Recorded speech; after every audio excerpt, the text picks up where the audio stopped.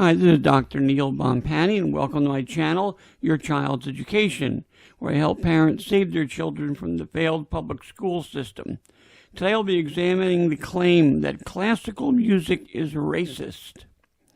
Now, there's no shortage of YouTube and TikTok videos claiming that classical music is racist. These videos are usually presented by some young person, some still in high school, who know only how to parrot what they've been told. None of these young people ever seems to question what they have been told. They do not seek conversation with anyone holding a different view, and when they challenge speakers on woke topics and receive answers based on facts, they simply walk away claiming they are still right. They will simply not abandon these views, as if they were guarding their souls from the devil. So the claim that classical music is racist is just one of the claims of wokeness. They quote some professor or older person who supports the claim that classical music is the highest musical art form, and they use that to make their attack on the music, not that person. Are we to believe that Bach, Beethoven, and Mozart wrote music that was only meant for white people? Can they point to specific works that denigrate any one race? Perhaps we could find some classical works of vocal music that might be racist. For example, Wagner's portrayal of Jews in Der Ring des Nibelungen is definitely racist, but I doubt many woke people are even aware of this. There may be other vocal works of the masters with racist overtones, but I'm unaware of them.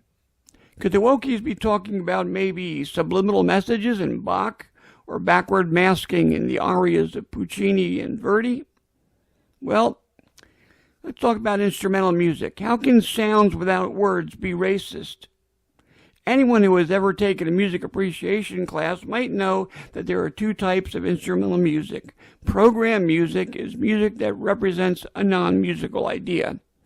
For example, Hector Berlioz wrote his Symphonie Fantastique about his unrequited love for a woman he had never met, only saw on stage.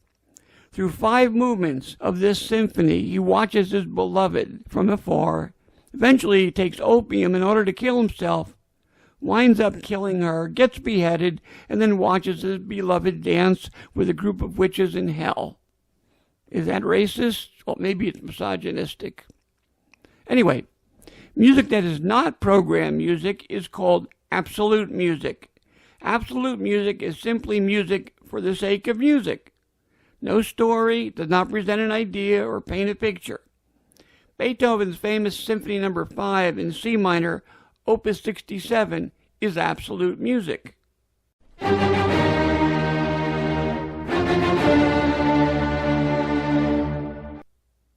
So can absolute music be racist? I'm going to demonstrate that much of what the woke left believes about topics like classical music is not only wrong, but actually harmful to society. Lies like these can be especially harmful to minorities and underprivileged people. I'm going to demonstrate that. Okay, before we move forward, let me clarify classical music. Classical music is an umbrella term that covers most Western music for the past 700 years or so. During this time, there were different eras where music shared similar characteristics. These periods included the Renaissance, the Baroque, the Classical era, the Romantic, and 20th century music. The Classical era included the music of Haydn, Beethoven, and Mozart, and only lasted from 1750 to 1820. Bach and Handel were actually in the Baroque. Brahms and Wagner and Schubert were in the Romantic era. Still, we recognized all this art music falling under the umbrella of classical music. Okay, let's talk about research. For many years, researchers have been studying the effects of music on humans, animals, and even plant life. Let's examine a few of the results and then decide if classical music is racist, or maybe it's a tool for overcoming racism. First, let's examine a definition for music. Let's use one from the Merriam-Webster dictionary. This is what they say. Music: the science or art of ordering tones or sounds in succession, in combination, and in temporal relationships to produce a composition having unity and continuity. Well, that's a mouthful. Might be a little wordy. We can probably agree that music is the result of ordering specific pitches or tones in ways that produce a continuous flow of sounds that is recognizable as its own entity. Let's play a game. Let's play What is the Race of the Composer or Performer game. I'm going to play for you 6 short clips of music. I want you to try to identify the race or nationality of the composer, and for number 5, it's the performer, simply by hearing a work of music. So here we go.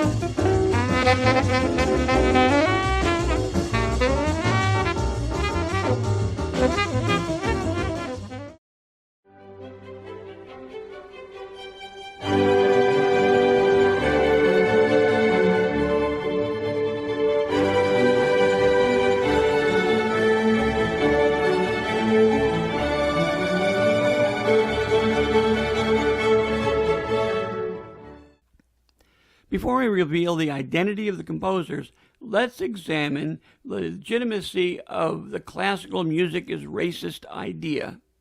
I'm going to demonstrate how this idea can actually remove a valuable tool to help children get a good education. I will back this with the research studies that have examined the effects of music on humans, plants, and animals. Let's look at plant growth first.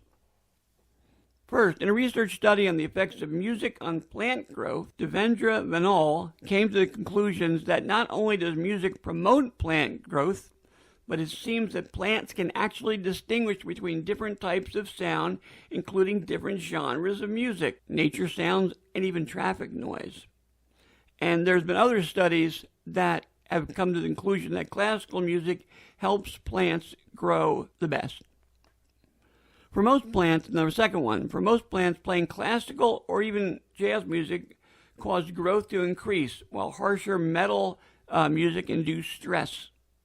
Let me just make sure that we talk about jazz music. Jazz is another umbrella term. Some jazz can be really mellow, some jazz can be very harsh. So that study makes me question, what kind of jazz do they actually use? But there have been studies where plants have been put in different rooms without sunlight, only music. One room they had Mozart, the other room they had heavy metal. They both got equal water every day. In the Mozart room, the plant actually grew towards the speaker. In the heavy metal room, the plant grew away from the speaker and died. Various research studies have concluded that A, classical music made plants grow better, bushier, and greener with healthier stems. And came to the same conclusion, noisy rock music damages plants in the same way excess water or heavy winds do. Effective music on rice was studied. This is interesting. Researchers in South Korea found that playing classical music directly triggered growth genes in rice crops. They played Beethoven songs through loudspeakers at rice fields and tracked the results, ruling out light and wind factors and seriously proving that the music was spurring flowering in the rice plants. The effects of music on animals.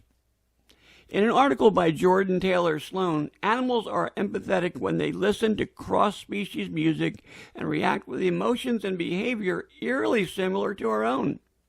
In the same article, it was reported that, like dogs, cows also prefer classical music and will shockingly produce more milk when they are listening to slow jams, music under 100 beats per minute, and less milk when listening to fast music, that's music over 120 beats per minute. In a 2012 study published in the Journal of Veterinary Behavior, researchers from Colorado State University monitored the behavior of 117 kennel dogs, including their activity levels, vocalization, and body shaking. The researchers played a few different types of music to the dogs, including classical, heavy metal, and an altered type of classical. They also observed the dog's behavior when no music was playing at all.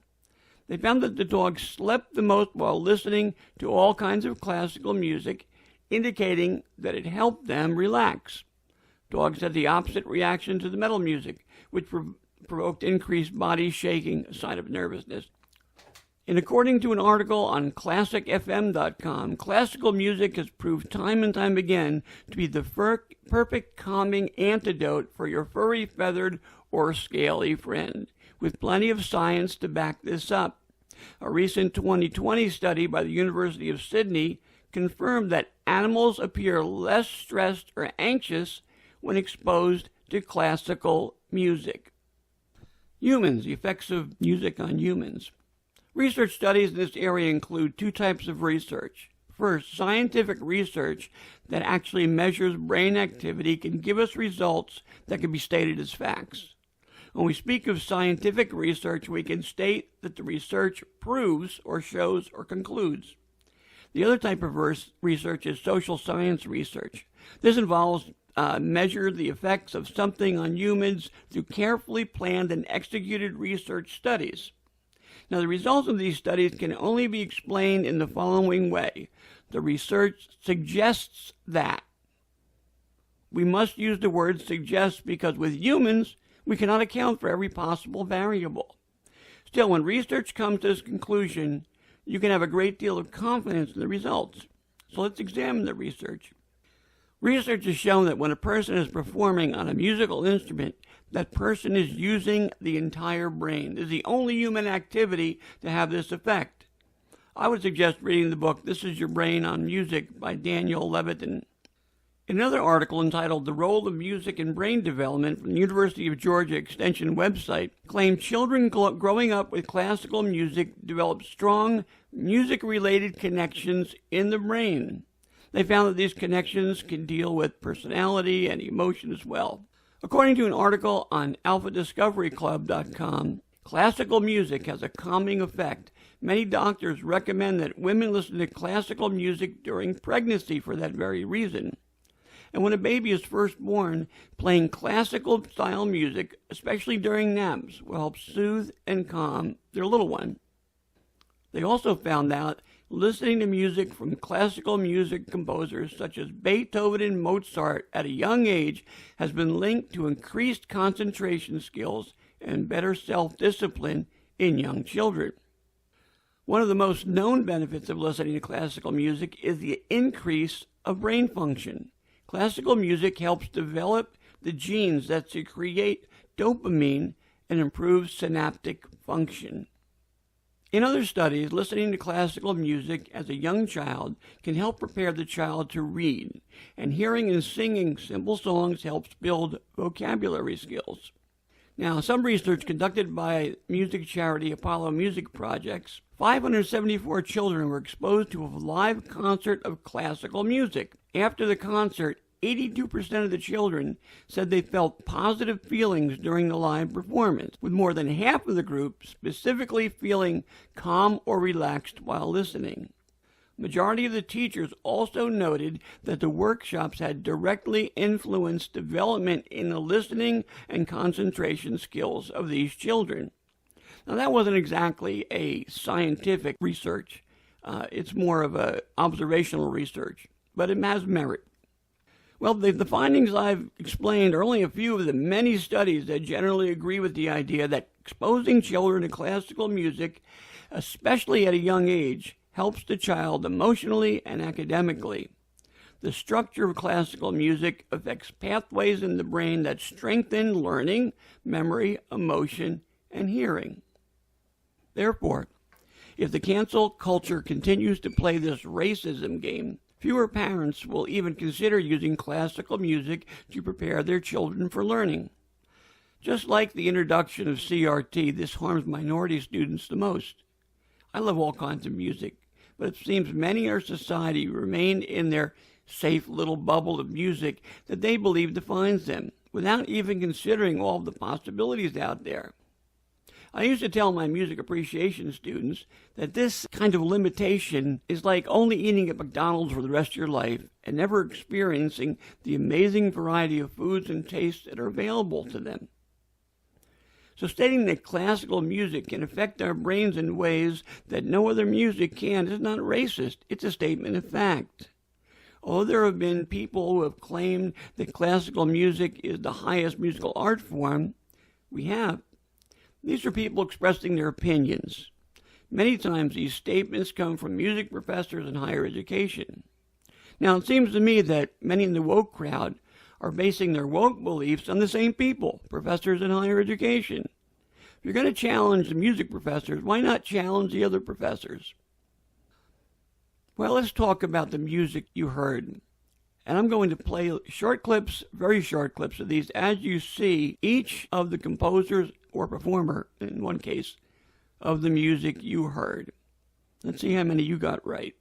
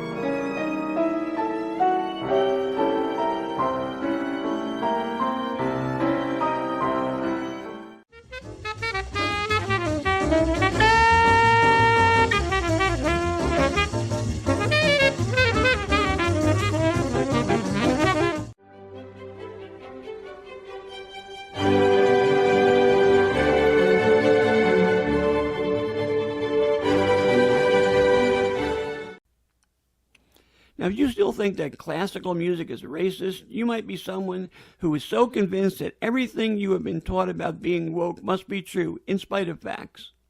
Some of the goals of the woke movement are noble, but the direction the movement is taking will not lead to some kind of socialist utopia. People are being led into a society where the freedoms and liberties that all human beings seek will be null and void. There are problems in our democratic republic, but people are still free to make changes. Unfortunately, those who have held the power for so long have undermined the public's ability to do so by destroying public education. What I'm saying is, present generations are the least educated among us. They've been denied a full education. I hope today's presentation has been enlightening. If you have gotten something from it, please like, subscribe, hit the bell, whatever. Leave a comment below if you'd like. I'd love to hear from you. Also, please check out my site at www.yourchildseducation.com. Thank you very much.